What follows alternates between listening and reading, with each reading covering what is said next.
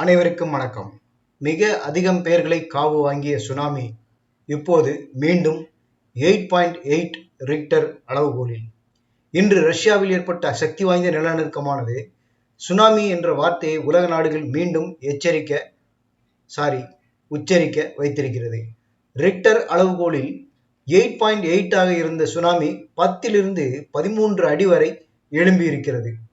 America, சீனா, Japan என Pacific கடல் பகுதியில் இருக்கும் பல நாடுகள் சுனாமி எச்சரிக்கை வெளியிட்டு இருக்கின்றன. உச்சபட்சமாக ஜப்பானில் 9 லட்சம் பேர் பாதுகாப்பான இடங்களை நோக்கி இடம்பெயர ஆரம்பித்திருக்கின்றனர். சுனாமி என்பது கடலில் ஏற்படும் நிலநடுக்கம். கடலுக்குள் இருக்கும் அடுக்கு தட்டுகள் ஒன்றை ஒன்று உரசும் போது கடலுக்குள் ஆழிப்பேரலை ஏற்பட்டு அது மிக வேகமாக கரையை தாக்குகிறது. அருகில் இருக்கும் கடற்கரை பெரும் விளைவை சந்திக்கிறது. கடந்த காலங்களில் உலக நாடுகளை அச்சுறுத்திய அல்லது பெரும் சேதத்தை ஏற்படுத்திய நிலநடுக்கம் பற்றிய விவரங்களை இப்போது பார்ப்போம். ஈக்வடாரில் 1906ஆம் ஆண்டு நிலநடுக்கம் 8.8 பதிவானது. 1500 பேர் இதில் பலியாகினர். அதன் அதிர்வுகள் மத்திய அமெரிக்க கடற்கரை, சான் பிரான்சிஸ்கோ மற்றும் ஜப்பானில் சுனாமி உருவாக காரணமாக அமைந்தது. ரஷ்யாவில் 1952ஆம் ஆண்டு ரிக்டரில் 9 நிலநடுக்கம் பதிவானது. இந்த நிலநடுக்கத்தால் எந்த உயிரிழப்புகளும் பதிவாகவில்லை. 30 அடி உயரத்துக்கு ஹவாய் தீவில் சுனாமி அலைகள் எழுந்தன, அவ்வளவே. சிலியில் 1960ஆம் ஆண்டு 9.5 என்ற பெரும் ரிக்டர் அளவுகோலில் நிலநடுக்கம் ஏற்பட்டது. இதற்கு முன்னதாக இது போன்ற ஒரு சக்தி வாய்ந்த நிலநடுக்கம் மற்றும் சுனாமியை அந்த நாடு சந்தித்ததே இல்லை. இதில் மொத்தம் 1600 பேர்கள் உயிரிழந்தனர். ஆயிரக்கணக்கானோர் காயம் அடைந்தனர். 2010ஆம் ஆண்டும் இதே பகுதியில் 8.8 என்ற அளவில் நிலநடுக்கம் பதிவானது. இந்த பேரழிவில் 500 பேர் உயிரிழந்தனர். அலாஸ்காவில் 1964ஆம் ஆண்டு ரிக்டரில் 9.2 என்ற அளவுகோலில் பெரும் நிலநடுக்கம் ஏற்பட்டது.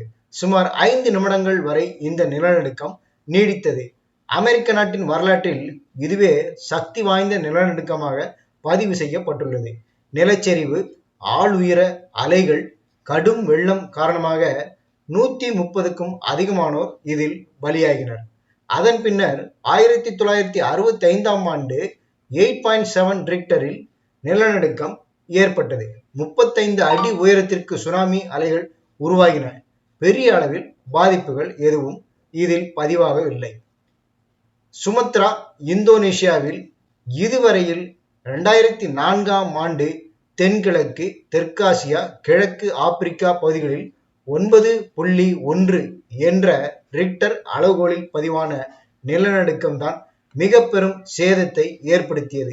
இந்த நிலநடுக்கத்திற்கு பலியானவர்கள் எண்ணிக்கை 1 அல்ல, 2 அல்ல, 1000 அல்ல, 10,000 அல்ல, 2,30,000 பேர்கள். குறிப்பாக இந்தோனேஷியாவில் மட்டுமே 1,67,000 பேர்கள் இதில் உயிரிழந்தனர். இந்தியா, இலங்கையிலும் பல்லாயிரக்கணக்கான பேர்கள் உயிரிழந்தனர்.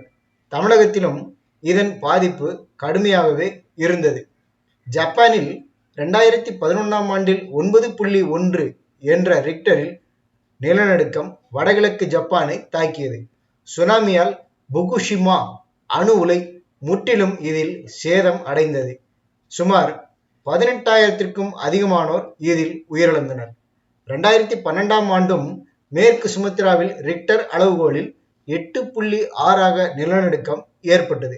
சிறிய அளவு பாதிப்புகள் என்றாலும் 2004ஆம் ஆண்டு சுனாமி பாதிப்பை இந்த நிலநடுக்கம் ஏற்படுத்தியது.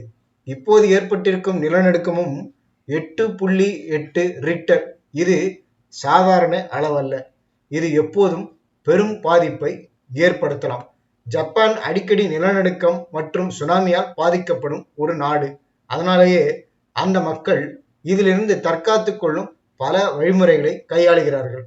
சுனாமி என்ற வார்த்தையும் ஜப்பான் மொழியிலிருந்தே வந்தது. நன்றி.